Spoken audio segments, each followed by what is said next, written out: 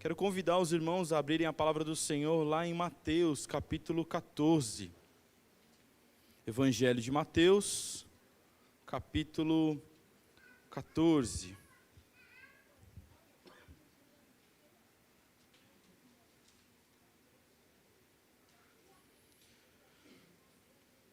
A perspectiva com a qual nós observamos as situações, meus irmãos, vão definir as diretrizes para as nossas ações.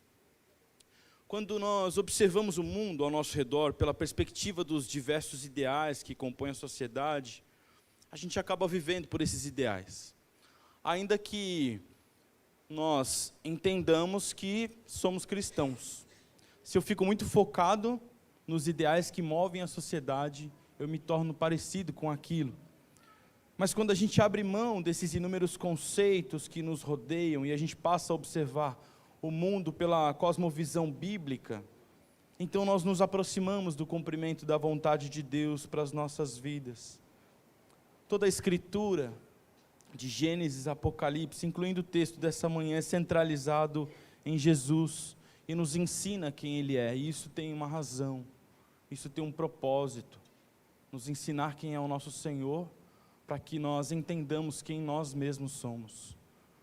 Por isso, então, convido você a acompanhar a leitura do Evangelho de Mateus, capítulo 14, a partir do versículo 13.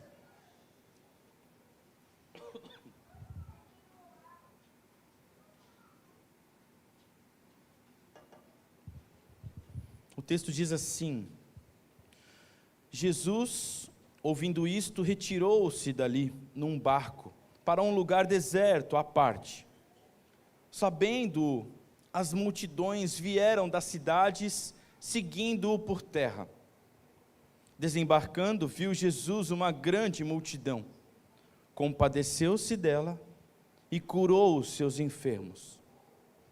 Ao cair da tarde, vieram os discípulos a Jesus e lhe disseram: o lugar é deserto e vai adiantada a hora. Despede, pois, as multidões, para que, indo pelas aldeias, comprem para si o que comer. Jesus, porém, lhes disse: não precisam retirar-se, dai-lhes vós mesmos de comer. Mas eles responderam: não temos aqui senão 5 pães e 2 peixes.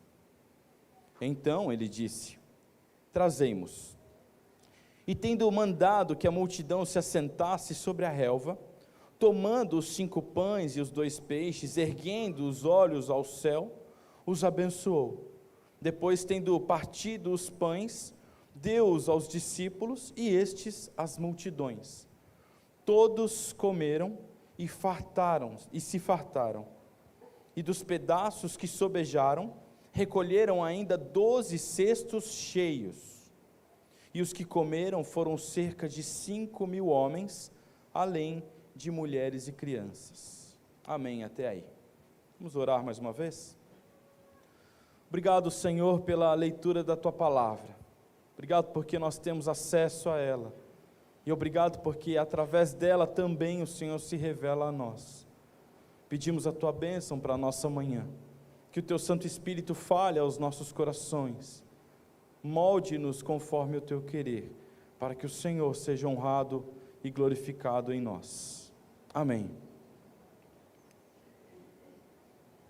Os discípulos não conseguiam enxergar aqui a solução para os problemas. Esse é o problema que a gente identifica de cara no texto.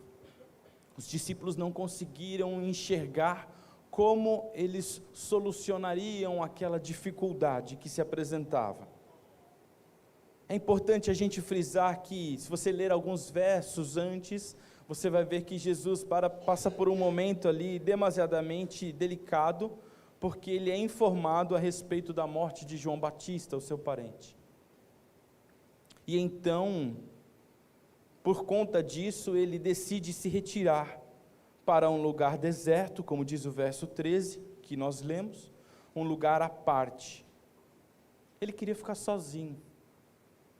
Ele estava triste pelo que havia acontecido. Talvez cansado da sua jornada.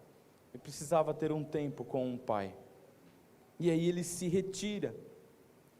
Mas a gente percebe aqui no texto, que ele vai nos apresentar, Mateus aqui em sua escrita, ao menos 3 núcleos com diferentes perspectivas. E uma delas é da multidão, uma multidão que clamava por ajuda, uma multidão que fazia o que estava ao seu alcance para aquilo que acreditavam precisar.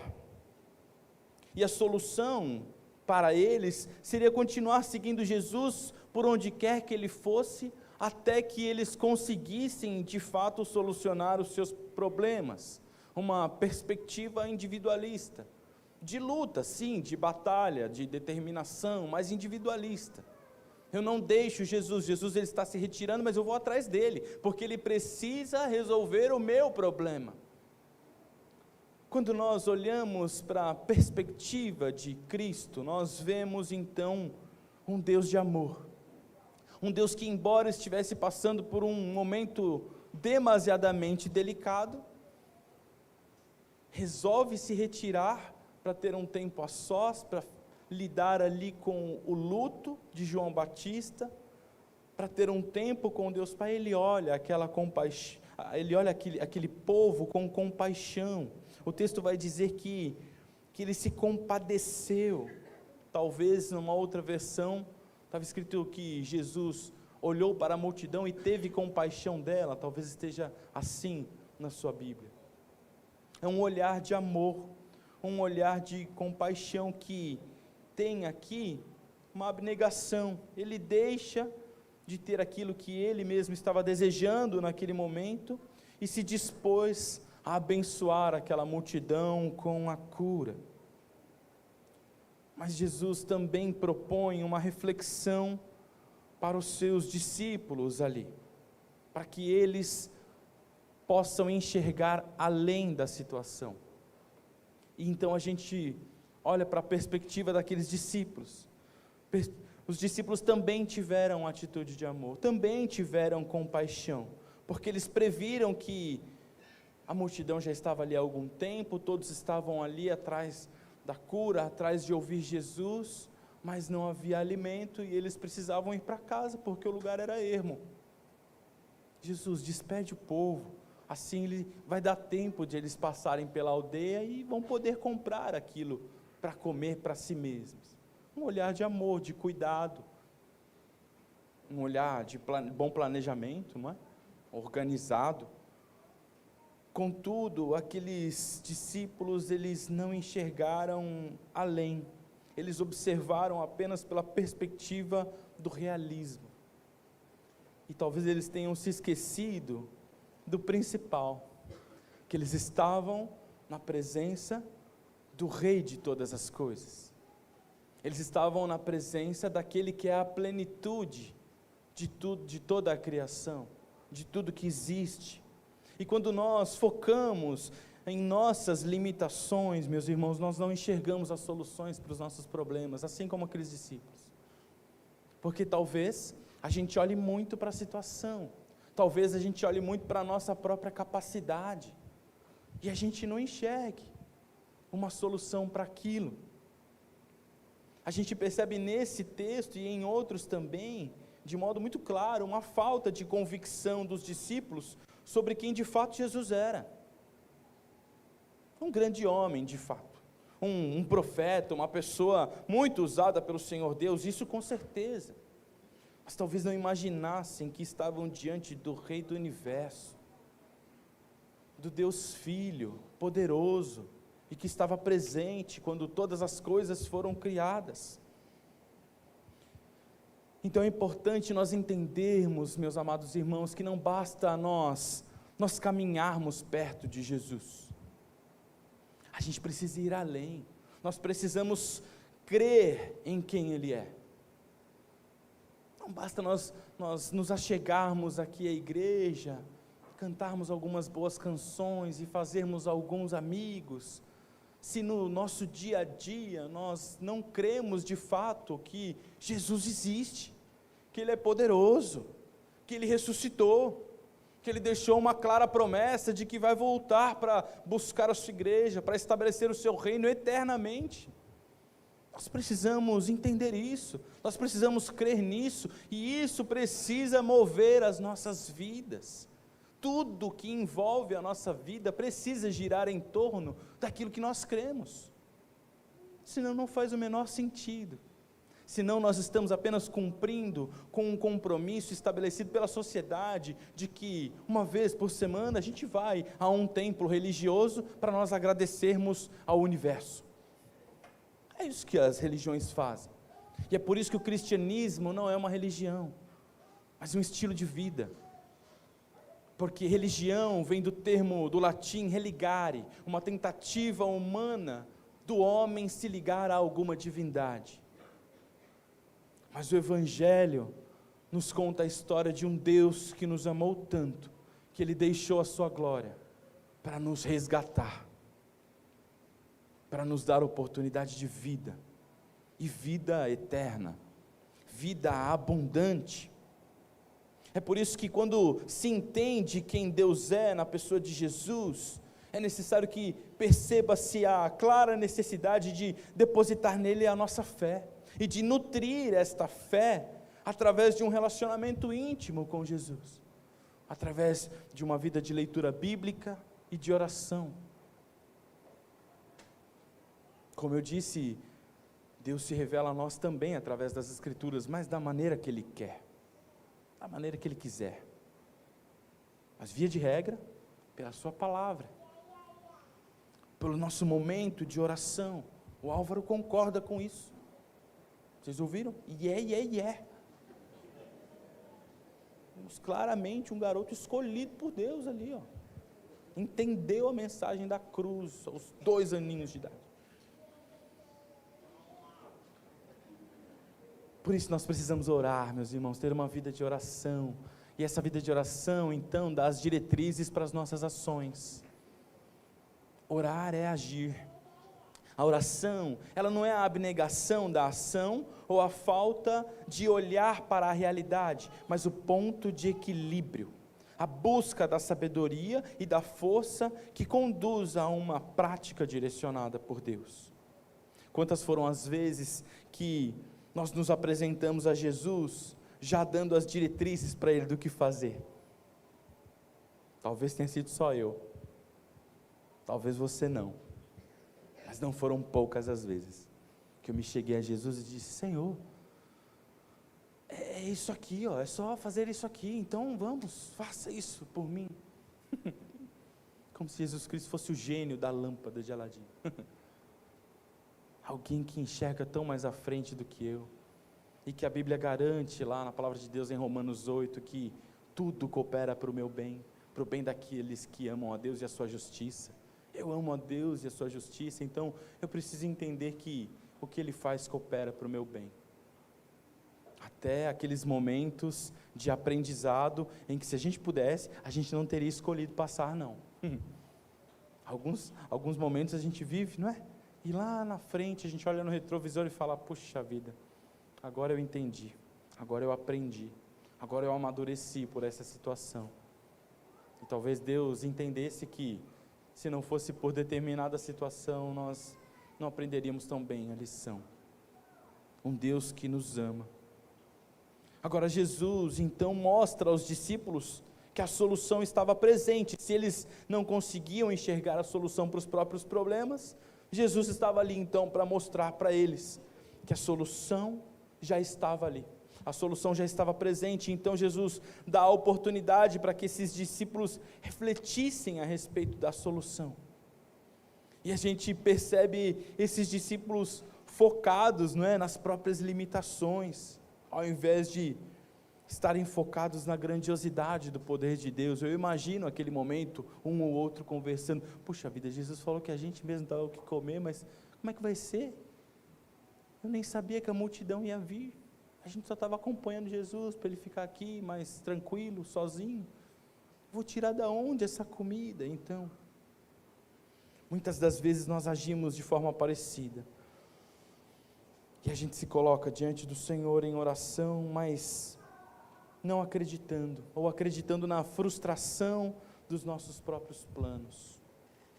A gente talvez trate o Senhor como como se ele fosse a nossa própria consciência, quando apresentamos a problemática e as possíveis soluções.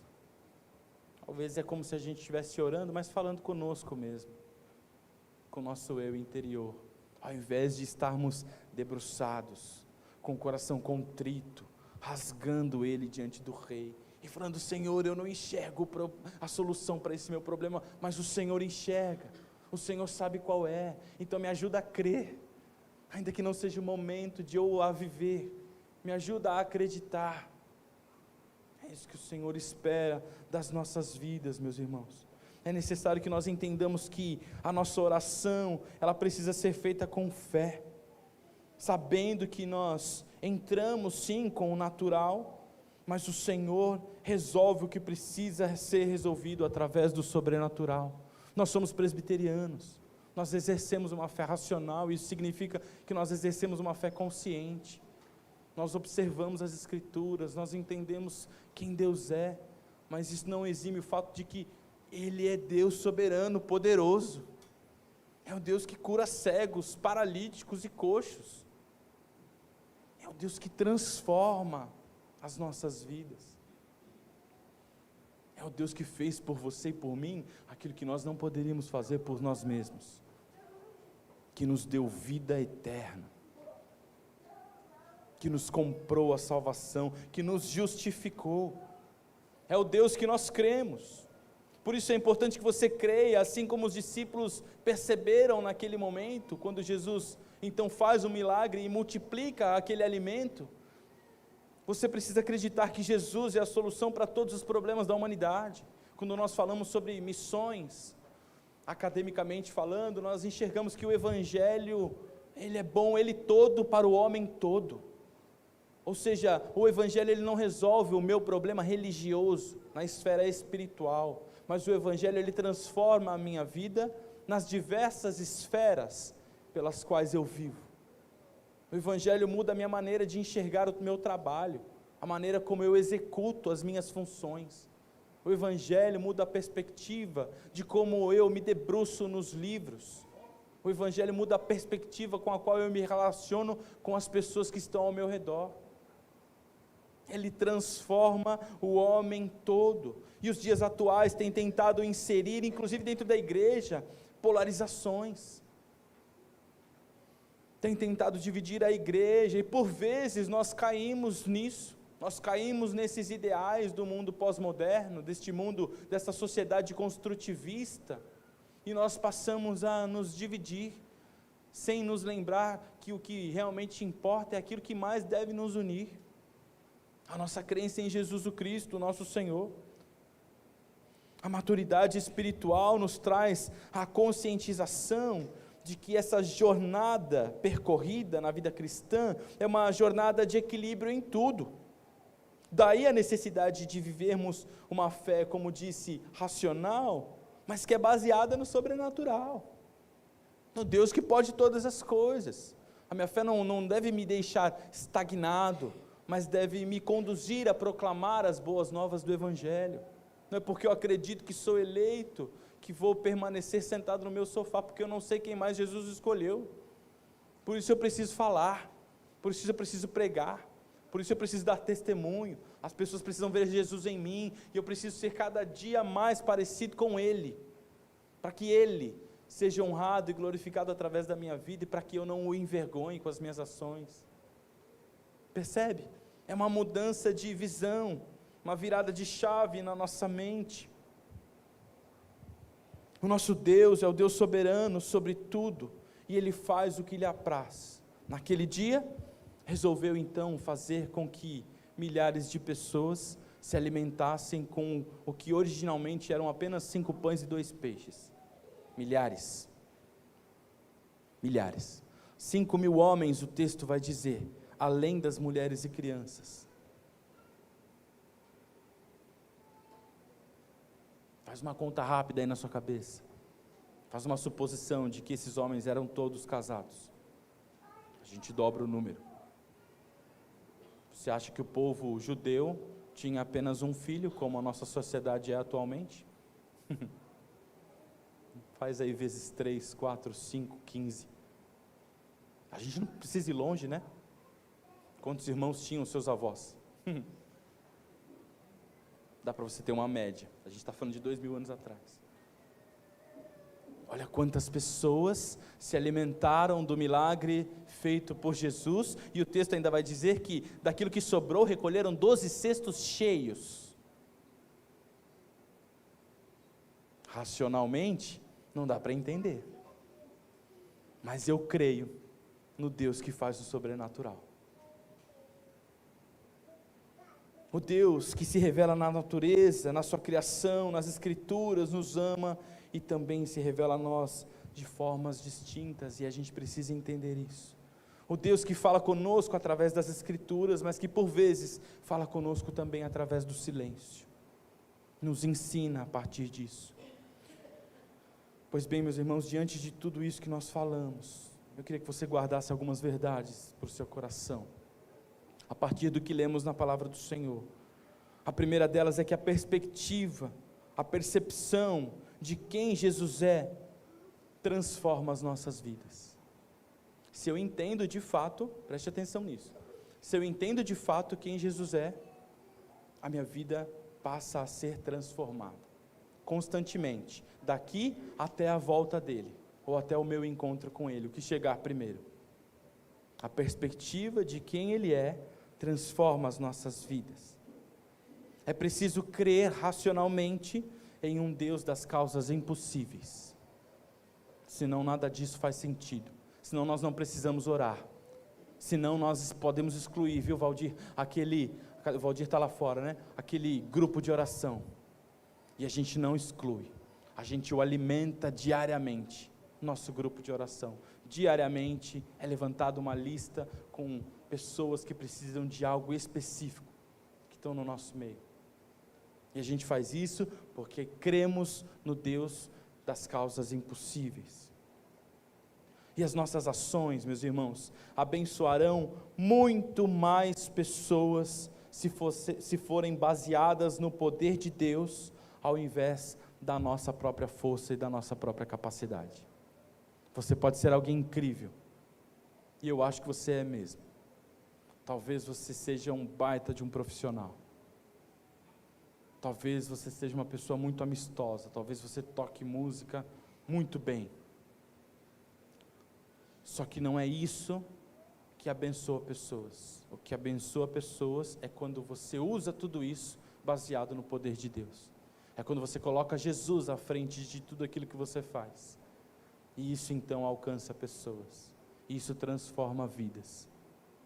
Isso nos faz entender o nosso próprio propósito.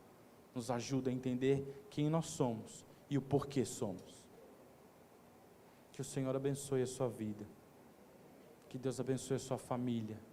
Que o Senhor te conduza para o cumprimento da missão dEle. Em nome de Jesus, o Cristo.